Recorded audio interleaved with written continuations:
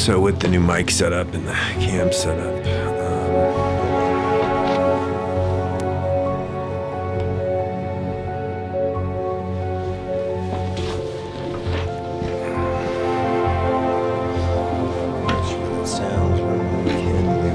sound seems to run pretty good this time. So, like I said, we will see. We're going to talk about this guy right here.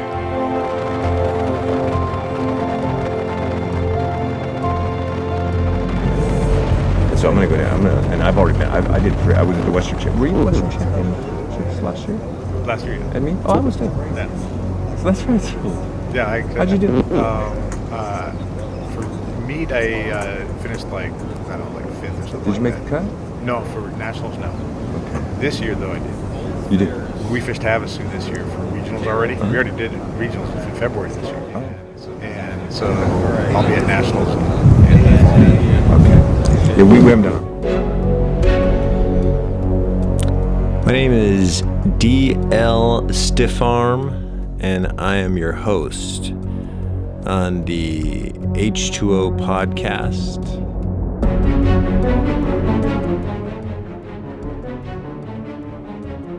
So I'm still in it.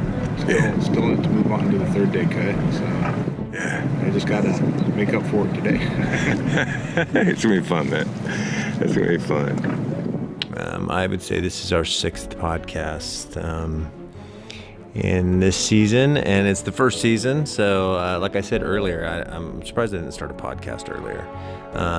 I hope you all are checking out the video logs on White Clay Films on YouTube, because when I packaged these podcasts, I was just rolling them out in order to combine what I was doing on YouTube and utilizing the media channel of podcasts, which I think are getting more popular. I was traveling with a guy to a tournament recently who tried to tell me podcasts were 1990s. And maybe they are. Maybe I'm just talking to myself. Now that I've got the podcast going, I'm realizing that combining the footage that I have at the tournaments along with the podcast really is a great way to tell the story and to get the message out there.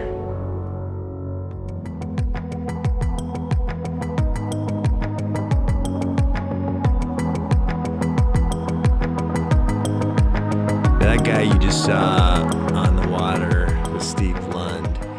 And I'm going to tell you about Steve when we get into the middle of the podcast, because I want to talk about day 2 and what happened out there. And Steve is first of all, I want to let you know that I have a authentic and true respect for Steve. Steve is a former Marine. I don't know if you're ever really former. Steve is a Marine. He's discharged and is now a competitive bass fisherman. And he lives down in Arizona, the land of the sun. I used to live there myself out in Phoenix on 75th Street and Scottsdale. Those of you guys who live down there, that's Fashion Square. I lived near a club called Axis and Radius. It's probably not there anymore. I have had a lot of experience in Arizona. In fact, when I got out of college, I took a job down there. And one of the greatest things was you could literally fish all winter long. I would go out to Lake Pleasant or up to Saguaro or Canyon, and you could put in money and be as a non-boater on the back of boats. They were looking for non-boaters all the time. Lake Pleasant every weekend, I think it must seem like it. Back in those days, the internet wasn't super strong, so they weren't posting at tournaments everywhere. You literally had to just know somebody and go out there. And the guys that were in the tournaments out there were literally, they were guys that went up into some of the pro leagues. So Steve lives down there in Phoenix, and Steve is a very successful individual in that region. In fact, in the Western United States, Steve, excuse me, Steve is known. I had guys from Montana tell me multiple stories about Steve, and I'm gonna tell the truth about what happened, like I always do.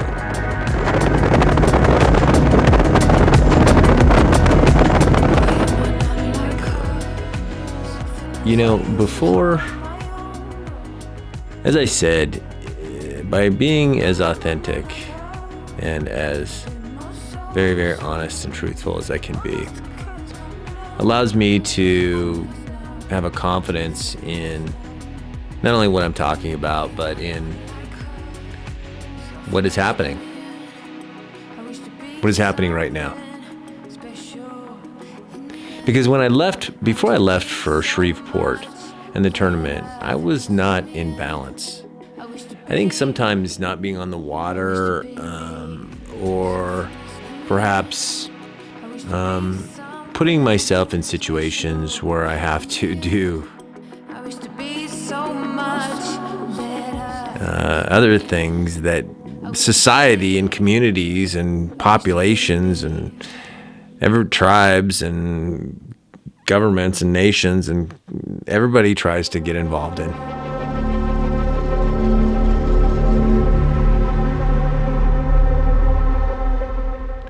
A lot of people call it life or some level of existence. It's very narrow. It's defined by people that were here before I got here, before any of us got here. And there are those who have tried to, I guess, convince me or provide me with some level of, I don't know, I guess we call it philosophy, magic, theories, concepts, beliefs, ideas. They're all just something in the mind. They're not important. They're phenomenal. There's no way to verify or know these things. You know this. The mind gets involved very quickly when I bring up this subject. Wants to argue, wants to tell you that me, the messenger, is somehow the bad guy, and that the message is convoluted. Perhaps it is.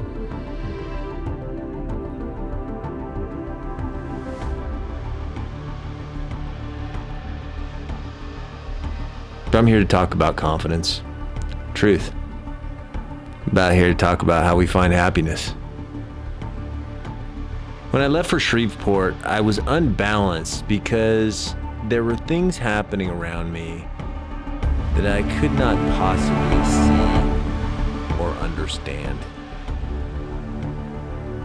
When you're bass fishing and you go out on the water and you're on a massive lake, say one of the Great Lakes, there is so much going on as far as the fishing, the weather, the water, the other competitors, the Mother Nature's natural activities, that it's impossible to know what is going to happen. That is why we fish bass tournaments. Because those who compete have a very strong confidence that what is going to happen in the next moment cannot be predicted. It can be conceptually understood that the next moment will provide the opportunity to catch a fish, and maybe a large one, which will then provide information to catch the next fish, will it then provide information to continue to move forward.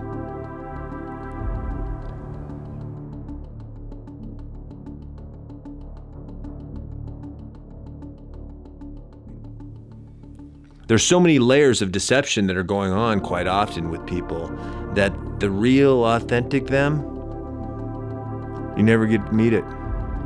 When you do meet that person, it's only for a short moment. You wonder what all the personalities and the searching for trying to make themselves happy by the things they do, the travel and destinations they've been to, who they meet, who they marry, what kind of job they have, how many tournaments they won. They will tell you that these things will bring them happiness, confidence. It's only justification.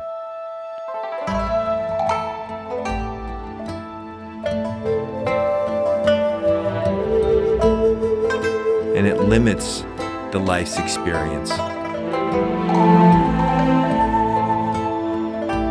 The person begins to suffer in the question of their own unsuccessful choices, and then it's everyone else's fault.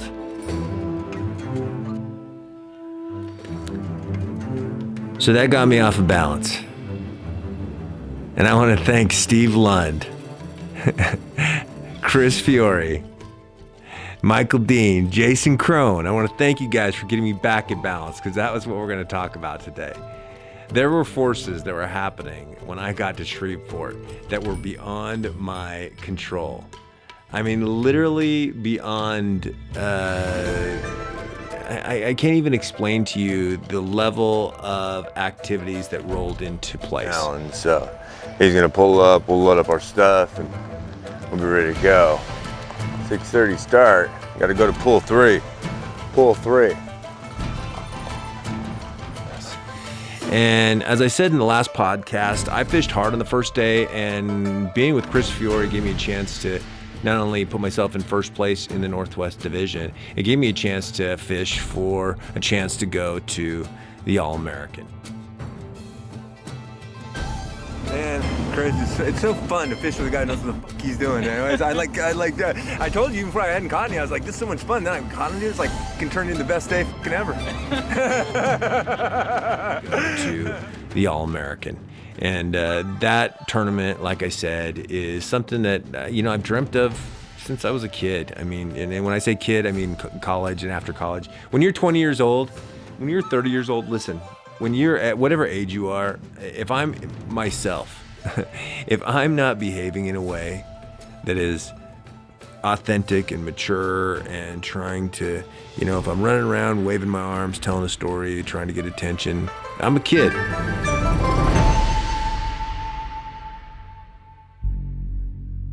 But when I was younger, I was really a kid. I was in my 20s, and I looked at the All-American, and I was like, there's no way to get to that tournament. You got to win too many in a row. And I mean, against so many guys that are good, these grassroots anglers from everywhere.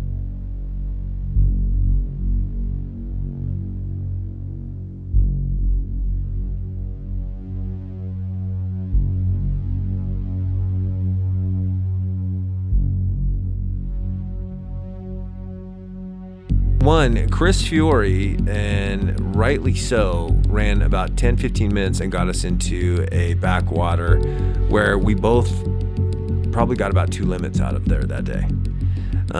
But Steve had done his limits and had caught and fish and didn't have a lot of competition running down to pool 4. And I don't actually know the name of the pond that we were in. It's way down there. Those of you guys who fish the Red River or who live down in Shreveport, you'll know the name of this place. It was pretty popular. I was in there in practice a couple times, and we saw local guys fishing back there and crawdad and everything else.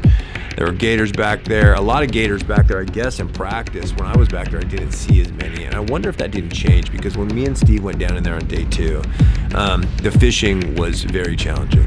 Now, the fish were in there. You had to move really slow. There was a young man in there from Connecticut, I'll get his name, but he was in there fishing fairly slow around us, and he fished out a limit in there on day 2 as well. I got a couple bites, but Steve is one of those boaters that is focused on the front of the boat. I had heard from guys that had fished with Steve that Steve is a very competitive fisherman. And by that I mean that he is willing to drive himself to exactly what he wants to do no matter what in tournaments. At times, non-boaters, they have the benefit often of getting in a boat with a guy who is fairly comfortable with allowing the non-boater to fish a lot of water. Sometimes the front of the boat guys, they just miss a lot of this stuff. And if you've ever fished for bass that are held up tight in some of these southern waters, you got to hit multiple angles to get them to bite at times. When they're coming up to spawn and they're protecting or they're chasing bluegills or other fish out of their beds, they'll be aggressive with, chatterbaits and spinnerbaits and beavers and lots of stuff like that.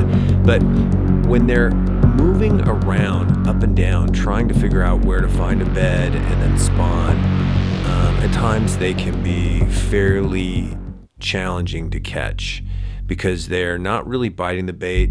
At times they're only moving it. At other times, they are not interested in the bait at all because they're looking for other fish to spawn with. And I think you're in the same position as a lot of other guys. I mean, you've got a chance to get to day 3 just the same as the guy that's 1 pound ahead of you. This is gonna all change today. I need those bigger fish to move up. Yeah, exactly. Or I need to figure them out. If they don't move up, I need to go out and find them. Yeah. They're not in there. That one guy caught one in there yesterday. Those females and stuff. But I think the rest of them caught were all males. Yeah.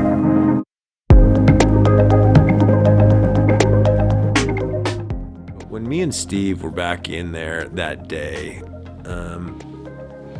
Steve really slowed down. And at the first, luckily, I went ahead and threw a buzzbait and I got 2 fish off the top first thing in the morning. And that helped me kind of get myself to 5 pounds because one of them was at 4 pounds at least. And I caught that one in front of Steve. And I can tell you right now, Steve, I know that was a little shocking to you. One thing, I know Steve, it was in a section that Steve probably thought he would have cast to, but he selected the other side of the shoreline when we went into this backwater. And so which I'm usually in the front of the boat, so I know what's going on, I see him miss this section under a tree, which is really, it looked like a perfect section for holding a bedding fish. And so I whipped that buzzbait up kind of midway to the boat, but under the tree on the other shoreline.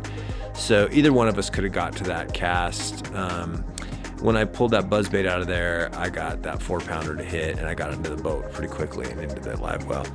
Steve actually said, that can get into a boater's head, and he just kind of laughed and smiled. And I was like, yeah. But Steve definitely slowed down after that, and it made it a little bit challenging for me to get more fish in there that day. So we poked around quite a bit in 4, and then Steve said, well, let's run up to 5, pool 5, and fish it a little bit because we're gonna have to catch the lock anyway. So we bump all the way back out of this backwater and have to, basically take his equipment through a bumper field. I don't know how these guys got through this with their equipment, and a lot of guys didn't. Trolling motors, lower units, hulls.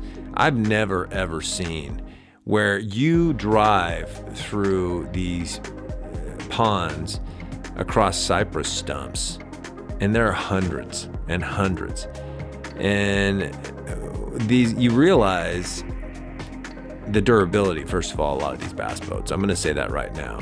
The bass boats that were there, I didn't inspect all of them, but I know a lot of them, even though those cypress are pretty, waterlogged, it's still bouncing those things through there off of solid objects makes you cringe when you hear that fiberglass, bounce up against those things.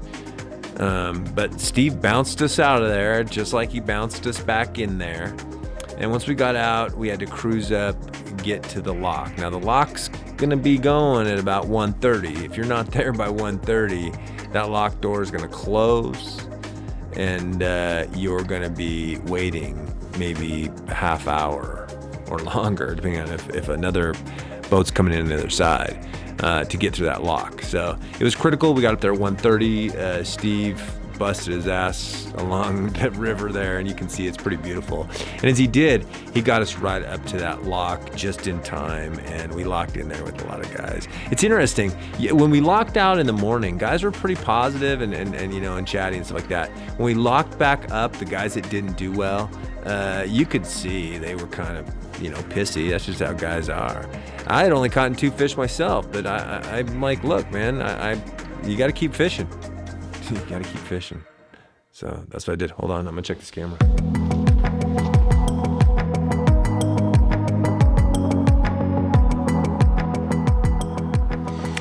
So as we sat in the lock, I kind of was thinking, about how much weight I had and what the guys had the day before. The closest guys in the Northwest from day one were still about 5 pounds behind me, but anybody can, in that river, a 5-pounder, you can catch that in one fish and be caught right back up. So I had no idea if I could make it with that weight, and me and Steve still had a little bit of time. We are in here now, all the way down here, south of Shreveport, Louisiana. I got 2, Steve's got 3, I got the same weight. Need one more fish, and I think I can lock it in. A little nervous, but we'll see. Guy'd have to catch right now at least 10 pounds to tie me. The second place guy, any of the other guys have to catch 13 or 15 as a non-boater. Which you never know. Guys, they do that shit, right?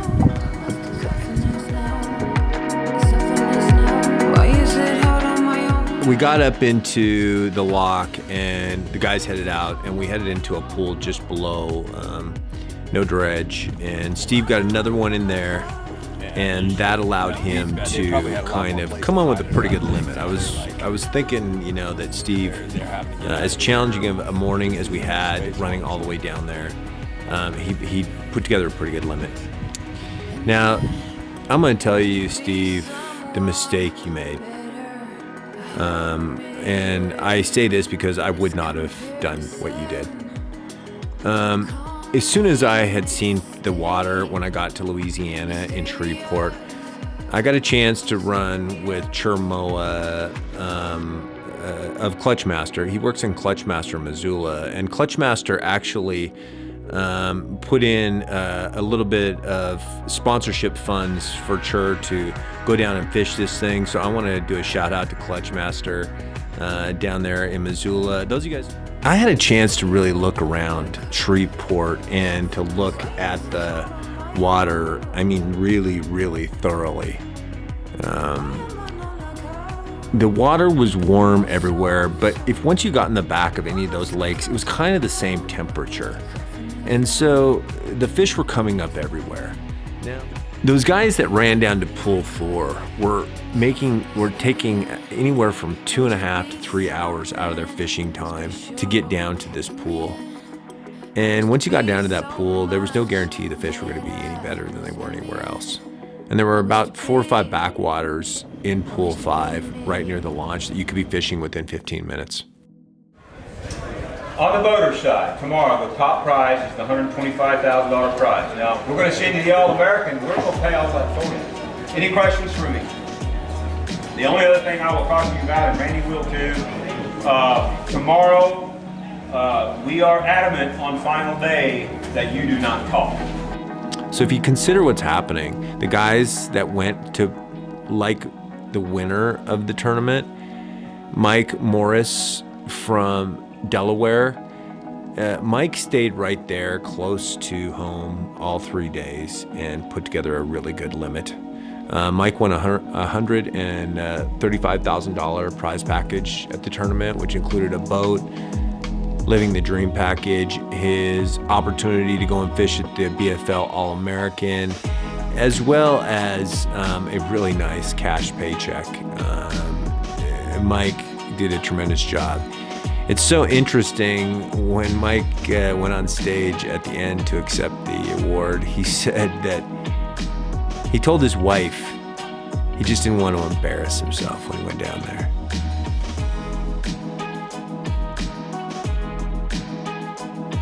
I mean, if you want to understand what I'm talking about in the level of quality individual these guys are, it's not just something that I'm exaggerating about. I mean, they're just like, I'm like, these guys are such great guys. Like, I'm like, how do I live up to their standards? You know, they really are tremendous individuals. And so it helps you look at yourself and reflect at those times how humble you are about what's happening in your world.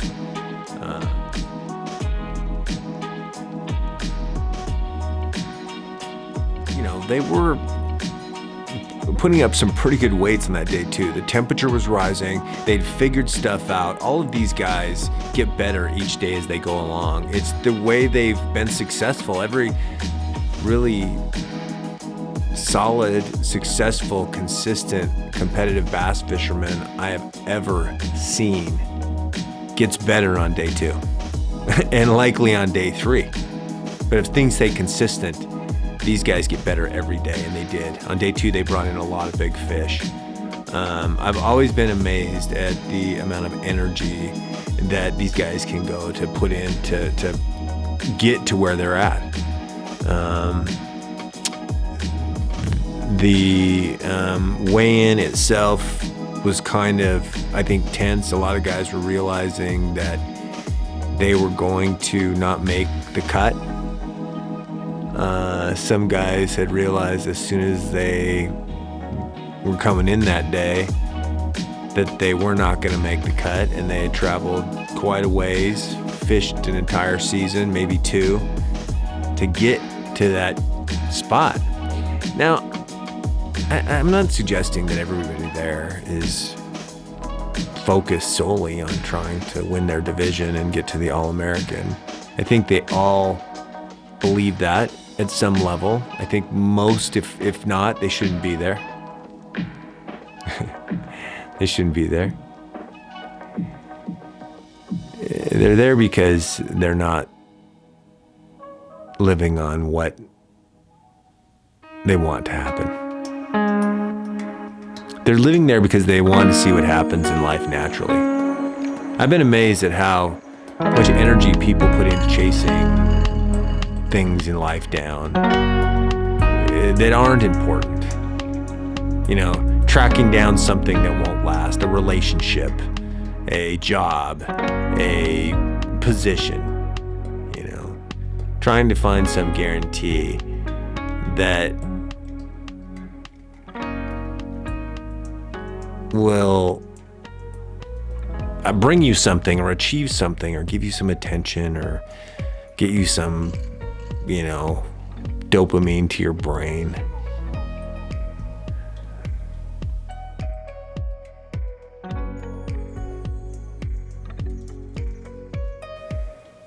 And when you get what you were trying to get, we all have done this. I've done it.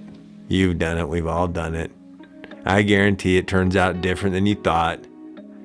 Like all projections in life, it is only there to teach us about ourselves, and we can get confused, upset, excited, whatever.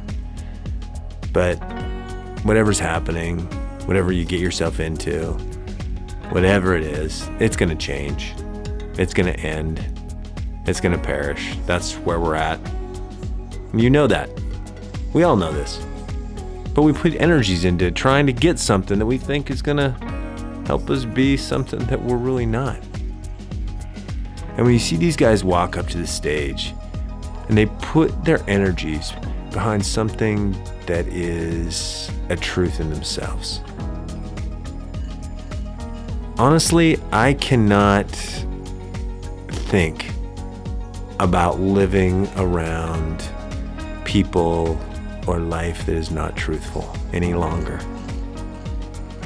I can't imagine not pursuing life honestly with myself first.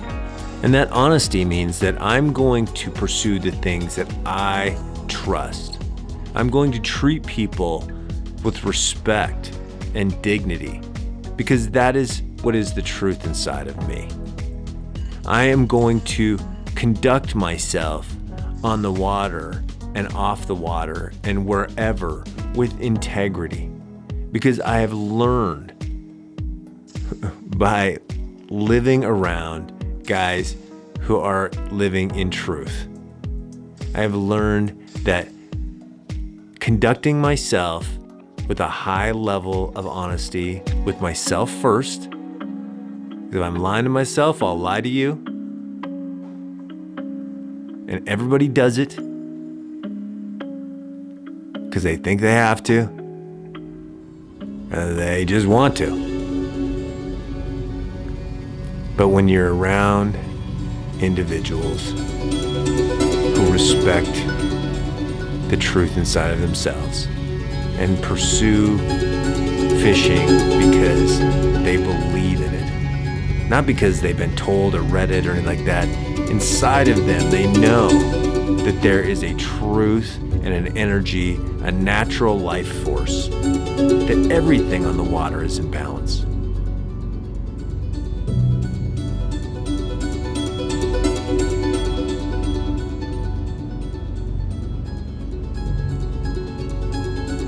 The lake is not hosting them.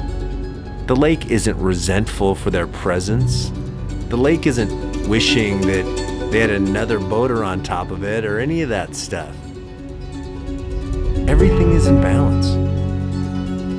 The life around you, the sunlight, the insects, the pollen in the air, the splashing on the water, the birds overhead, the air going through your nose and into your lungs.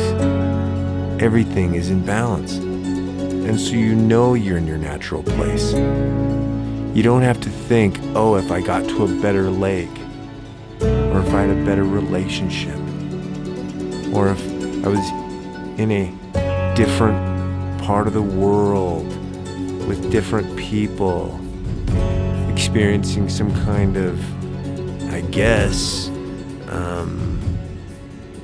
fake fantasy. Because when you're on the water, what's going to happen next is not a fantasy. It's an exciting reality. You don't ever think you want to be in another place. In fact, you can't wait to get back there over and over and over again. On the water, you have a natural blend. It helps you understand and live in discovery. The water and your soul, they bond.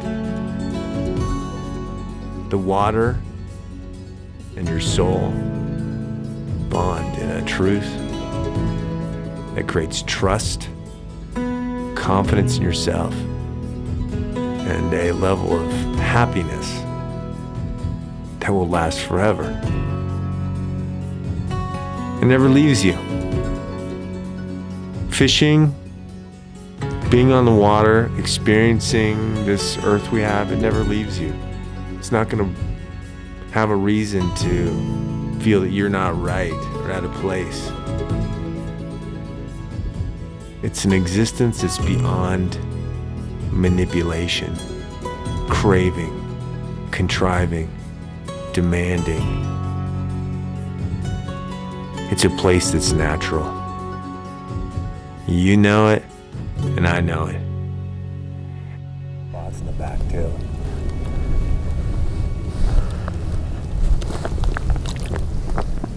Good fight.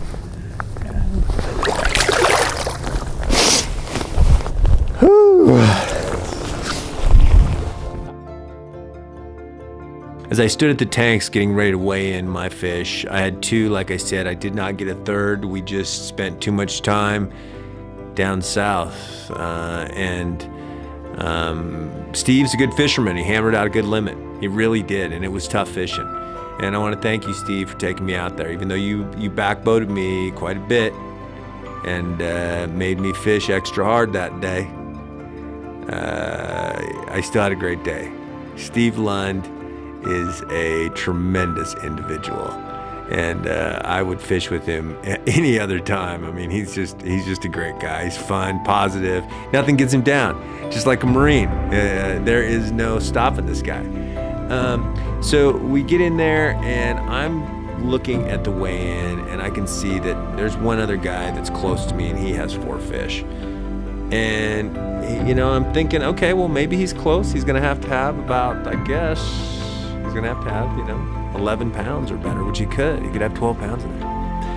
And so as we get up to the weigh-in, he weighs in about 8.5 pounds.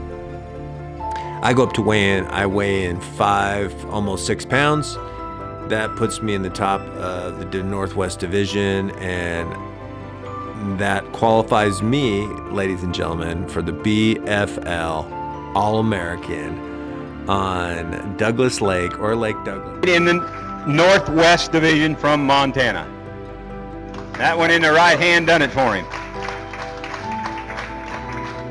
I have no idea if there's any more Northwest coiners back there or not, but if not, you are fishing tomorrow. We'll find out shortly.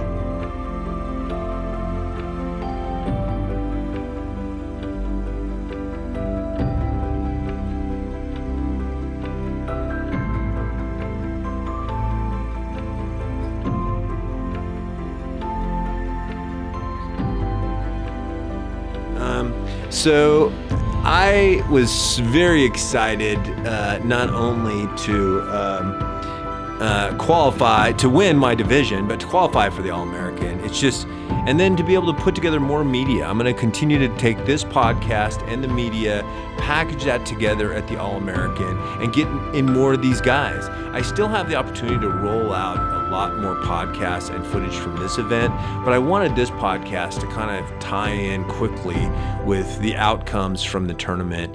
And after day 2, we knew it was going to go on. I'm going to talk about day 3 and Michael Dean. He is from Savannah, Georgia. Michael Dean, I drew him on day 3 for the final day, which we went out there and we were fishing for, pretty good paychecks. The non-boaters were fishing for a $20,000 paycheck. And there was only 6 of us left, so it was pretty good odds. Anybody could win it. And the Louisiana fisherman, he won it, and I'll get his name too for day 3 when we talk about Michael Dean. Another competitor who was successful in the Northwest Division was the boater Jason Crone. So I want to congratulate Jason Crone for putting on a tremendous show out there. Jason Crone won this thing, and I'm going to talk to, we're going to have the next podcast, we're going to have Jason talk about how he put this tournament together. Because once I had the opportunity to hear his story, I was truly impressed, not just with how he won his division at this tournament and got a chance to go on to the BFL All-American, which he will be fishing with me in Tennessee the first week of June. He did some pretty impressive things at this tournament that made me a Jason Crone believer. If y'all are in any league and he's coming after you, you better be prepared. Very nice.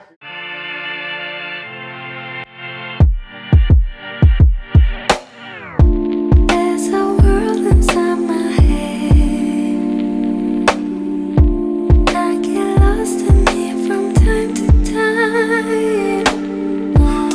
But when it comes to fishing a series like MLF, Bass, FLW, the TBF, anything, guys have got to be able to fish very consistently and at a level that Jason Crone has achieved.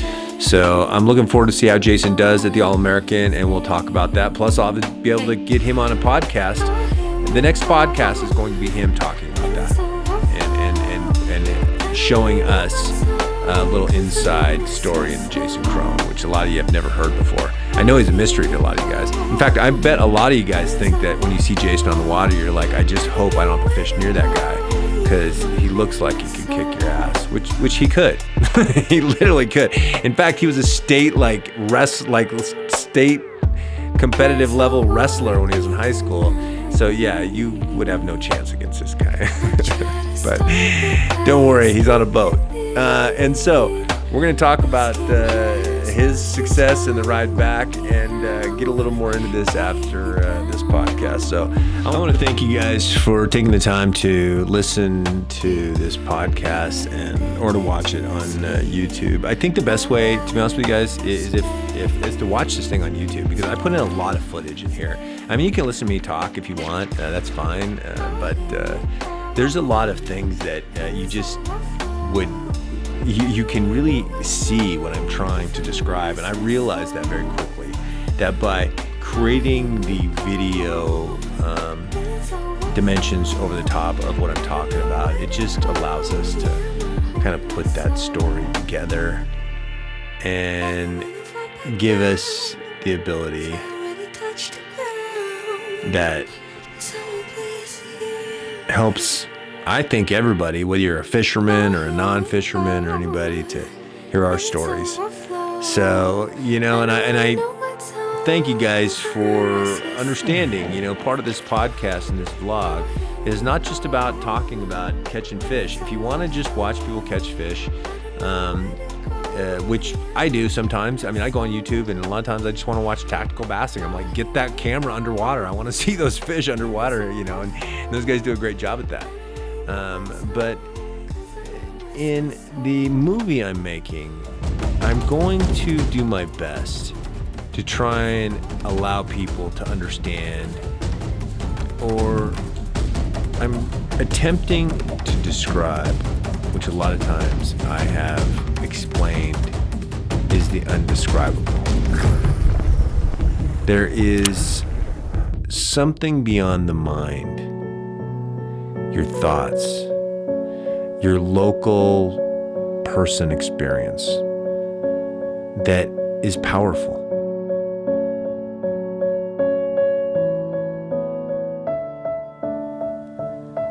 We're pushing away what has happened naturally. We are fighting our balance. We are losing our opportunity. But if you pay attention, that opportunity may come up again. And maybe this time was just a lesson.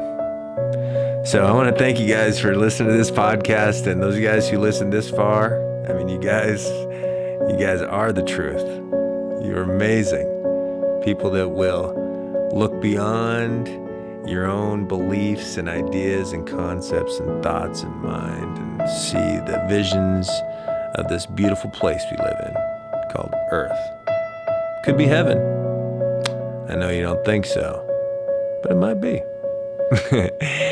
On the next podcast, we are going to hear from Jason Crone, a All-American qualifier. He'll be fishing for $100,000 at the BFL All-American against 50 guys. And I'm telling you, man, the odds are good. He is at that place. I mean, he can, like I said, there is no tournament in this country that Jason Crone cannot show up at and compete.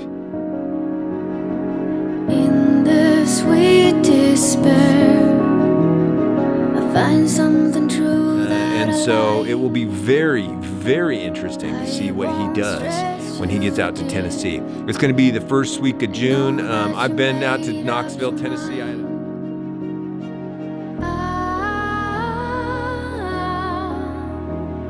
I can't tell you guys how exciting and amazing it is to qualify and fish in the BFL All-American. So we're going to see what happens. But I'll have some podcasts out before then. Then we get to the film. We get to the All-American, and then we get to making this film. So y'all will get a chance to see that. And once, like I said, I appreciate you guys listening to me, and have a great evening, morning, day, afternoon. I want to thank you. Fish hard. Fish very, very hard. Peace.